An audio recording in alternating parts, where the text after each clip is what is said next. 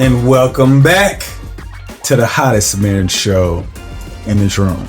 It's I, John D. and Kameka, aka And Too Much Podcast, Rescripting the culture one conversation at a time. Good morning, my love. Good morning. How are you? I'm great. I'm approaching my last week of vacation, and I wasn't off the whole summer, but I feel like I was off the whole summer. Oh, that's nice. I know. I wasn't off throughout the summer. Yeah, that's why they pay you the big bucks. Yeah, well, it's coming to an end. Are you? Yeah. How do you feel about that?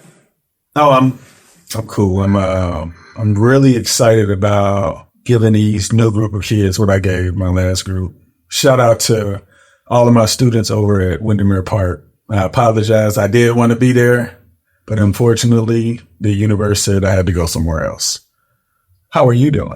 I'm doing well, thank you. How was your week? It was cool. So we had our family reunion last weekend. That was high energy. High energy only when you're the one hosting, because you just gotta make sure you want everybody to be happy. You want everybody to be filled with food. You want everybody to have big, loud, open mouth laughing and all that other stuff. And I think it went really, really well. We had a good turnout, and we're gonna take it on the road. We've actually been here in one of our staple cities. You know how your family just there's a large group in certain pockets. So where we all originally came from, everyone's kind of dispersed. But here is where there are a lot of family members. So we're getting back on the road, and I'm excited. Number one, because then that means we're not hosting, and then we can enjoy. Yeah. When you're hostess, you enjoy, but there's so much more you're thinking about, and you don't want to be the person that has to tell people, all right, y'all, did y'all, where the dudes at? Or, everybody, we said we were going to be here at 11, prayer going to happen at 12, Yeah. People coming too. So it's, you want to keep it going. I also hate that we had a lot of new people come, and my aunt said, Nika, you should have everybody stand up and say who they are. A lot of the kids don't even know how they're related. And what I always say is they're a set of parents that we start from. My family has my great grandfather has 14 brothers and sisters, but we're just talking about him and his 3 kids. And some of our younger kids don't even know who they're coming from out of those 3 kids. And so it'd have been great for me to do that, but I had gotten caught up in so many other things. I didn't remember. So I think it's one of those things where you'll pick up over time, you'll be able to cover all of those things. Yeah, I'll figure it out if they come back here. If they will. I'm trying to vacation. I'm trying to vacation with my family reunion. We got family in some really fun places, so I really want to. So anyway, coming. Yeah, I'm really tired this week. Well, what's on your brain outside of the logistics of family life? Opinions. So this is one thing I was going to ask you, just based off of, when you're, and I love my family. There's so many different people, and this even applies to friends. It applies to everybody, but opinions and whether or not your opinion was requested, called for, necessary, whatever the case may be. And so I was wondering, and maybe this is something we should have taught as children, but when somebody is excited and they're having a great time and they say, this is so fun, or this is this, or I really enjoyed that. And somebody be like, well, sometimes it's not, what's really fun, not this, but something. And it's somebody is expressing joy, or they're enjoying the moment, the experience and everything. And then somebody else comes in and they be like, let me step right inside your joy real quick. And in lack of better terms, let me yuck your yum. Whatever you find pleasurable right now, let me tell you how it shouldn't be as pleasurable for you. You know what I mean? Mm-hmm. Do you feel like you're a person like that, or you've met someone like that? I used to be like that. You did. But I think I did it just out of bad practice. If somebody was like, oh, that's cold, I'd be like, it ain't that cold. They were like, dang, that's that car right there is live. I seen one better than that. So you were doing this to be an antagonist. I didn't even know I was doing it. It took me for somebody to say it. It was like, you're the biggest hater in the world. And I couldn't understand why. And then it was like everything somebody says something nice, you have a way of discrediting it or making somebody's opinion feel like it's not as important. And I didn't know I was doing that. But when I recognized that, I ended up becoming the biggest player hater of the world from South Korea. Well, yeah. So there was a time when everybody was talking about Dave Chappelle, when he used to talk about the greatest player hater of this, that, and the other. And then people used to really enjoy it. But I mean, even before him, people have been doing it since the beginning of time. Oh, absolutely. They continue on, right? So you don't do that anymore. Oh, no, I don't. Not at all. But it was more me being aware of my thoughts out loud that could affect others.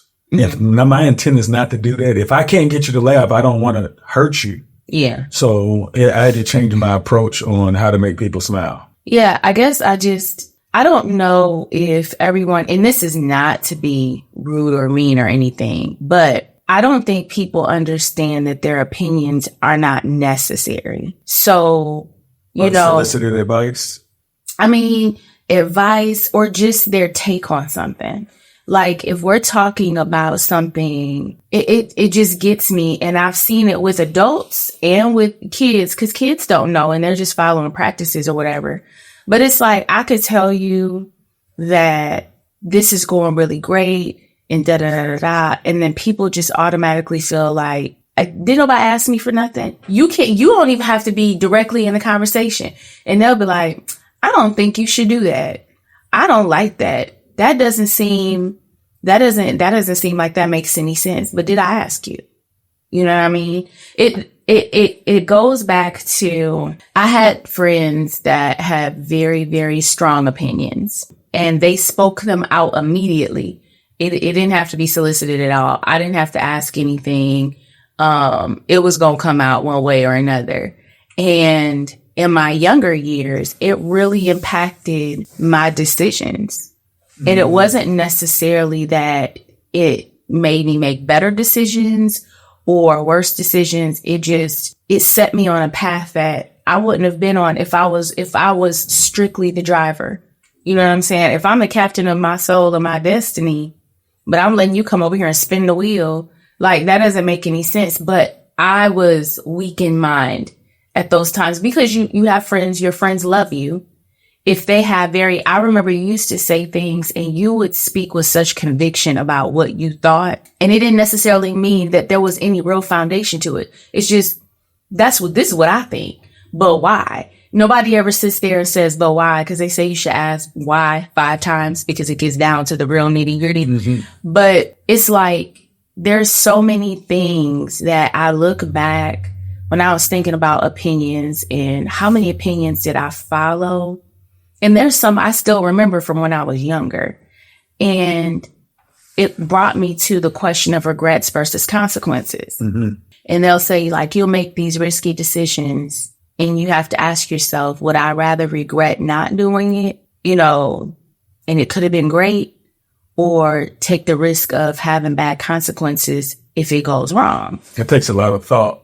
It does. But sometimes I let people take even that from me. I let their fears navigate me, their perception of what is an acceptable consequence or an excess, or am I right with living with that regret? I let other people make those decisions for me. You still do that? No, I don't. However, I think about, we recently had a conversation with one of our kids. And one of our kids was saying if they argue with somebody and somebody pushes hard enough, they'll be like, all right, and just let them have it. Oh, yeah. And I don't want to raise my kids to let people think for them. And they're very independent thinkers, but they don't like arguing.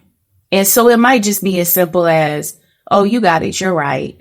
And then they move on in their life thinking the same way that they do. Passing bad information, though. Yeah. And that's what I was saying to them. I was like, but if you do that, anybody who respects your opinion, because when you speak in fact, and you speak with, like, you're trying to speak with good intentions, no bias as much as possible.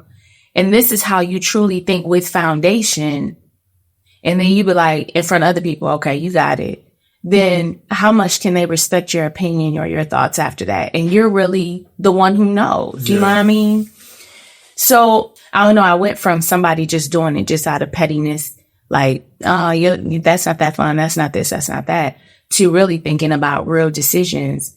But yeah, opinions, I don't know. I think, so from what I gather, I believe that opinions are important, but the person who's getting the opinion, they have to ask why. If you don't ask why, you can't understand where that information could be better than the one that you actually have. Yeah. So I think the most important part of the process of an opinion is not even to let it change your decision, but to find out why it's different from yours.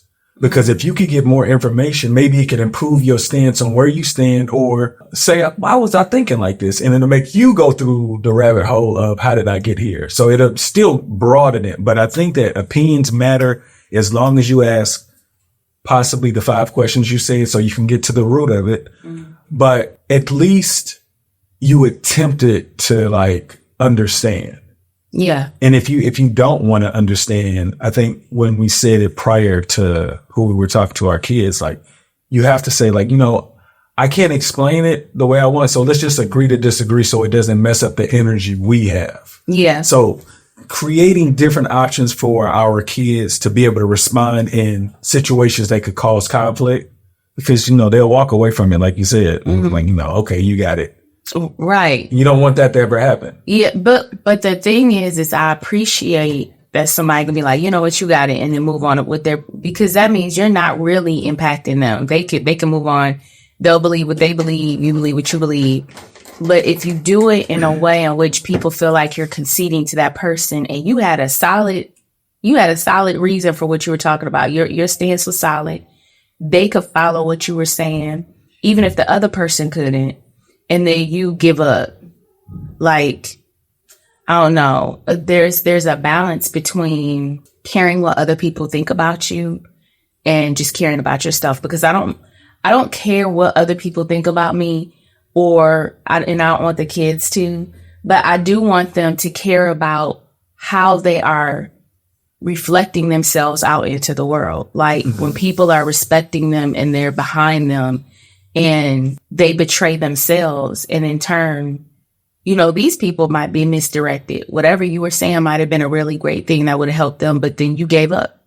So then it's like, okay, they don't really believe that. So I'm not going to follow that, or, such and such is wishy-washy, or they don't really know what they're talking about. And then, usually the person who is the wrongest person in the whole world, they can go on for forever to argue their point. And I was telling one of the kids, I was like, sometimes like just because somebody has more energy to fight, it doesn't mean that they're right. Correct. And we shouldn't give it to them. However, it's like, if I know what I know and I'm trying to tell you, and your intellect, we've reached the capacity of you understanding what I'm talking about. You are no matter how I explain it, you're not going to get it. Like, I can't give up. I guess I can give up the argument because there's no point in me continuing to try to explain something to you and you're not going to get. But that shouldn't mean that what you're saying is less valid. It's like when somebody says, just because you louder doesn't make you more right.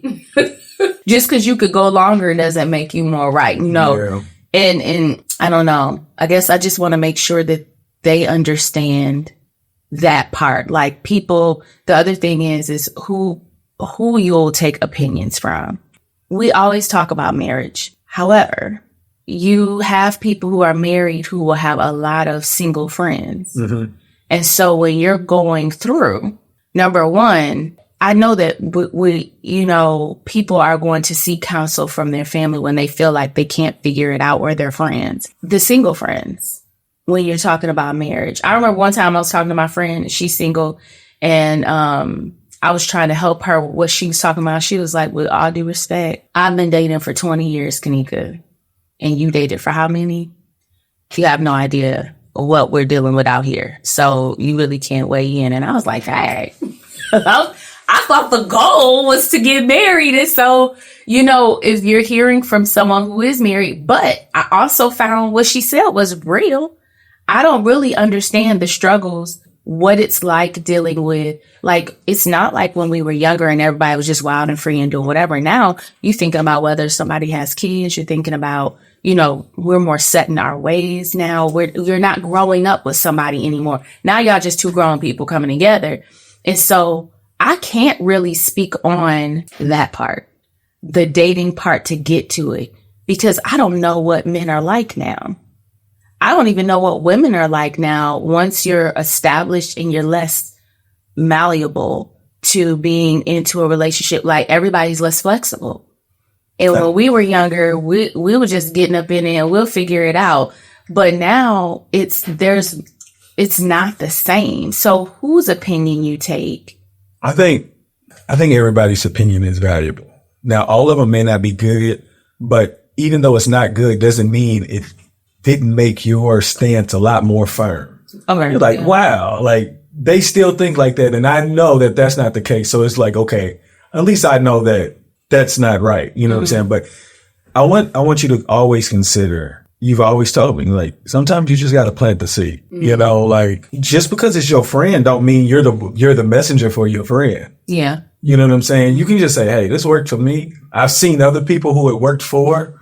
And, you know, I'm just giving you what I think can help. I don't know what parts you need from it, but I don't want to argue with you. This is like, you know, I want to give you the information, but if you don't like my info, don't let this be the reason why we're arguing. Like, okay, I don't have it for you. Let's talk about something else. But, you know, at the end of the day, you just want to help. Yeah. And I guess that was what I was thinking about in the beginning, is it's different when you're giving your opinion because you genuinely want to help. And I'm always watching how I say something because I don't want to lead anybody in one direction or another. Because I just want to, if you want my opinion, I want to give it to you. And you could take from it whatever you want. But when we started, I was thinking about the people who give their opinions solely to deter someone or talk someone down. But even if they are, isn't it they're still trying to, like, keep them safe? Maybe. I guess it's not necessarily the opinion. I guess it's the intent behind the opinion. Yeah. So then if the intent behind the opinion could be bad, you probably shouldn't be talking to that person that often because they don't know enough about you where you're going to be offended by something that they don't know enough about. But if you love someone and you love them for years and years, when they give their opinion, aren't you assuming that they have good intentions? You shouldn't think anything other. Then that's what I'm saying. Like, if it's a person you know about, why would you take it the most pessimistic way? I guess I'm thinking about, you have certain people who, you know how they say misery loves company. And so there are some people who, I don't think intentionally they do it, but if they're unhappy, their opinions and their input on anything that goes along with you or what's going on with you, it doesn't necessarily mean that the statement was meant to propel you forward. Sometimes this is how it is, and you need to learn that I don't know. I don't deal with people like this. I'm saying that off top, but I know that there are people who have talked to me, and when they've given their opinion, I'm like, see, that right there, that energy right there, I don't like that, you know. And so I can't deal with those kind of people. But I know that sometimes people are, though? Right. Sometimes there are people that you really love, and I have family members who are really unhappy. And when you talk to them and they give their input, you can tell they're unhappy. But I don't know if it's just because I can do it or does everyone else, because there are people who can be very poisonous. I call them cancerous sometimes. I remember even when in church, when I was younger and I used to be a choir director, and there were people in the choir that they were just cancerous people. I'd be like, oh, okay, we're going to do this song. And some people be really excited and some like, ugh. I remember this one woman, I made a CD. If we could stop, I made a CD of the songs we would do next. And she came back to me and she said, ugh, that CD, Kameka, we took it on a road trip and I just wanted to throw it out the window. Like, now. What was the question you asked after? Or you just took it? You didn't say why. What didn't you like about it? Yeah, I did ask what they were like, that's just not, I don't like that music. Her best friend was supposed to be the choir director and I was appointed. And so I grew up with her. I didn't feel like I didn't need that. And that wasn't the spirit of what we were trying to do in the church or even what she liked to portray to other people out in the church. But she was just so nasty and mean about it. And I was like, yeah, I definitely asked her why, but her response wasn't enough. To me, I understood that there was something else behind it. And it was meant to take my spirit down from what I was doing. Cause I was really excited. I told them when I passed it out, I said, it's some new music. I know this is going to be great, blah, blah, blah. And immediately, promptly, the next time they saw me, she let me know that. And her friends were laughing about it. And I was like, wow. Is it possibly that it wasn't good? Well, there were others who thought it was good. Okay, so but that's what it made me feel like. Dang, like. Well, if you got somebody else to say it was good, then, yeah. Don't but I mean, there was definitely stuff that was new age. It was new age. So you knew kind of. I knew some stuff wasn't gonna land, but the whole thing, nah. The majority of it was the personality of the choir and the church. There were some things I had tossed in there, like. So did you look at her more than where her opinion bothered you? It was the betrayal of it. So you can have an opinion. You could have come back and was like, okay, this is different. See, I would be the person to be like, okay, that was different. So what are you thinking about this song? Or I would start with. But you're a good communicator there. Right. But then the other thing is that I guess it's giving an opinion in love. I always want someone to give an opinion in love. And it's not complete neutrality. What does that look like? Love, because everybody's love is different. So I always lead any opinion. You know how they say honey, but gets more than vinegar. I always lead with what I am in line with them on. Wherever we align, I'm going to lead with that. Because that lets you know that I'm coming in love and not just to be, I'm just going to vomit my opinions and whatever I don't like. But if there's something I don't like, I ask a question about it. I don't just say, I don't like this. Unless you be like, do you like this dress or not? I'm like, well, I like the length and I like the way that it's like it fits you. But the color, I feel like maybe there's something else that you should look for or whatever. But I'm always I don't like to yuck somebody's yum. Like if I see that you really like something or you feel positively about it, I'm not just going to come in here and start knocking all your Legos over. I just can't do it. But that's you. You have a sense of the way people could perceive you. But I think that, I guess I just wish that more people would move in that. Be more considerate. Yeah. And what they the idea of, I tell it like it is. My mom always told me to da-da-da. Even there's a family member we have, they say, I'm a Capricorn. And, Capricorns just say whatever they want to say. And I'll be like, you can say what you want to say without spitting in my face. You can say what you want to say and it not feel like you're attacking me or completely disregarding that I actually have feelings. Like some people just feel like they should be able to say whatever they want. And that's another thing. People are like, well, I'm this sign or that sign. I don't care. I don't care when you were born, when you were due, what moon, what sun was visible. I don't care about none of that mess. In the end, basic decency is if you don't want me to talk to you like that. Oh, and then it's some people, I don't care. Cause that's how I like, even with you when you were like, I talk to people like that. So it's okay for them to talk to me like that because you didn't know that it was crazy. Absolutely. You know what I'm saying? And then when you're like, I don't want people talking to me like that. You don't. And even now, like when people get kind of crazy, John, be like, hold on. I'm not trying to bother you. Like I'm trying to slow down the momentum of everybody. I just don't believe that, like, bless everybody who is able to speak their mind. However, you could speak your mind and spit daggers, or you could speak your mind and help people to open up theirs. If you spit daggers or whatever you say, I can't take whatever you're saying. If I feel attacked, if I feel hurt, if I feel like whatever brought me joy, you came in and you knocked all my Legos over, like I can't even take what you said anymore. Now I just feel bad about myself or what I liked. Now I may feel some way about you in our relationship. Do you even love me the way that you just talked to me? Like, I feel like people need to stop just feeling like there's a badge of honor and I just tell it like it is. I think that they don't know how. I agree. But if you do know that they're those type of people, we have to be more mature and being able to know that they don't know how. So we can't if you know where they are, it shouldn't offend you because they're not doing this to say, oh, this gonna kill her right here. So I guess it's really just, it's self-work. Absolutely. It's self-work. And everybody. Yeah, because if someone is on that, like in the person that we know that was like, I'm a Capricorn, this is how we do, they're teaching others to do it that way too. They're teaching their children to do it that way and to create these excuses as to why they get to be callous in what they say. And it really it's self-work because you can't tell them anything. You can't convince them of anything. No, you can. It just won't look like the way that it won't be as simple as me saying, hey, don't do this. They have to do their self-work also. Yeah. Yeah.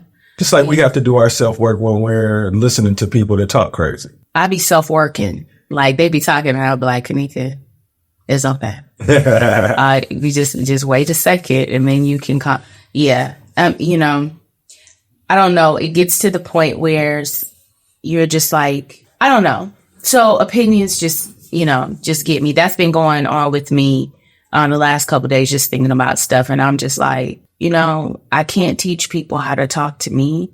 I just got to teach myself how to be able to like receive whatever they're trying to give and not be offended because they don't know how to deliver it. I know. But also teach my children. Absolutely. Just imagine if you master this, the kids won't be bothered by poor communicators. No, one thing I will say is that they are people who are able to give their opinion and not be hurtful, but taking others' opinions that might be, I don't necessarily know if they know they're not there. They're too young to know. Yeah. Yeah. I really like this conversation today. I feel like opinions, everybody has them. But if you can get the message out of it versus how it's being delivered, I think that the person that's supposed to get the message is going to grow the most. You trying to convince another person that they can't deliver a message is just going to make it a conflict. I know. So just like for everybody that don't like the opinions that are pessimistic or feel like it's holding you back, look for the fruit from it. Because at the end of the day, if they give you this opinion, they believe that they know more than you. They don't want you to fall. They don't want you to hurt. And they feel like their information is going to protect you from whatever that they've seen. Just try to understand if you're past that, you're like, thanks for the information. But don't allow the way that they say it affect your energy because you can't control how they learn how to give their information. So just understand if you give them the time to talk, get the fruit. I like that. Thanks for the information. Moving along. But see, you can't do it that way because that's the fight. That's the fight. Thanks for the information. Yeah, I didn't look at it that way. Thanks for the information, man. I'm gonna consider some of that. I didn't look at it. Just to make them feel like that they're heard. Or do this. Thanks for the information. I didn't look at it like that. Did you ever consider this way? And then just leave it at that. And then they'll take that on, and that's the seed that you dropped. Okay. Hey, man, the way you said that, I almost took that the wrong way. I'm glad I got that. Hey, but for sure, I appreciate that. But, next time you say that, man, you got to be careful who you talk to. Some people will go off on you. Hey. But that's what I'm saying. But did you see how I said it? It doesn't like I'm attacking you. It's like, dang, I said it like that? Yeah, that's what I'm telling you. Oh, yeah, I like that one, though. You almost caught something real quick. May God, I love you. Anybody want to give a shout out before we get out of here? No. I want to give a shout out to all returning educators. I see a lot of people going into their whatever years in education, and I see a lot of seniors. We have 2 seniors in the house, so we're really excited about the class of 25. Looking forward to this year, to making sure that they have a great year filled with experiences that can carry on through a lifetime. We love you guys, and let's have a wonderful year. Make today better than yesterday. Don't worry about anything you can't control. GATA. Get after that action, or that action will get after you. Be great on purpose.